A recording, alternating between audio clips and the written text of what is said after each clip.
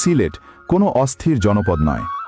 সিলেটের আত্মা তৈরি হয়েছে ঈমান, শিক্ষা, সাহস ও আত্মত্যাগের মাটি দিয়ে।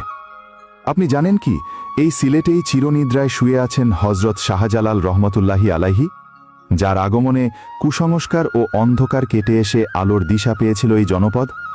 তিনি শুধু ধর্মপ্রচারক ছিলেন না, ছিলেন মানবিক বিপ্লবের এক মহান দূত। এই সিলেট জন্ম দিয়েছে বীর মুক্তিযোদ্ধা জেনারেল M.A.G. ওসমানীকে, স্বাধীনতা যুদ্ধের প্রধান সেনাপতি, যার নেতৃত্বে 9 মাসের রক্তঝরা সংগ্রাম শেষে এসেছিল বিজয়ের সূর্য। এই সিলেটের গর্ব সৈয়দ মুজতবা আলী, বাংলা সাহিত্যের রসিক রত্ন, যিনি দেশে বিদেশে বইয়ে আমাদের পরিচয় করিয়েছেন জ্ঞান, ব্যঙ্গ ও জাতিগত আত্মমর্যাদার এক নতুন ভাষার সাথে। এই জনপদে জন্মেছেন ডক্টর মোহাম্মদ রশিদ, বাংলাদেশ প্রকৌশল বিশ্ববিদ্যালয় বুয়েটের প্রতিষ্ঠাতা। দেশে প্রকৌশল শিক্ষার ভিত তিনি স্থাপন করেছিলেন। বিশ্বমঞ্চে বাংলাদেশের পরিচয় গড়েছেন ডক্টর আবেদ চৌধুরী, যিনি পরিবেশ ও কৃষিতে গবেষণার মাধ্যমে তুলে ধরেছেন কিভাবে দেশীয় বিজ্ঞান দিয়ে পৃথিবীর পরিবর্তন সম্ভব।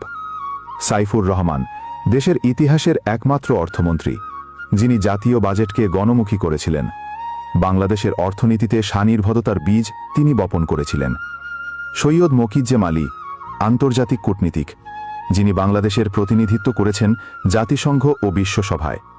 একজন নীরব দূত, যিনি কথার চেয়ে কাজে বেশি বিশ্বাস করতেন। এবং ভুলবেন না আলী আমজদের নাম, যার ঐতিহাসিক আকে আমজদের ঘড়ি আজও সিলেটের ঐতিহ্য বহন করে, সময় ও আত্মপরিচয়ের প্রতীক হয়ে। এই সব মানুষদের জন্মভূমি সিলেট যখন গর্জে ওঠে, তা হয় ন্যায় ও সত্যের পক্ষে। আমরা হই উচ্চকণ্ঠ, কিন্তু গর্বের, মর্যাদার, বিবেকের কণ্ঠে। Don't mistake our passion for chaos.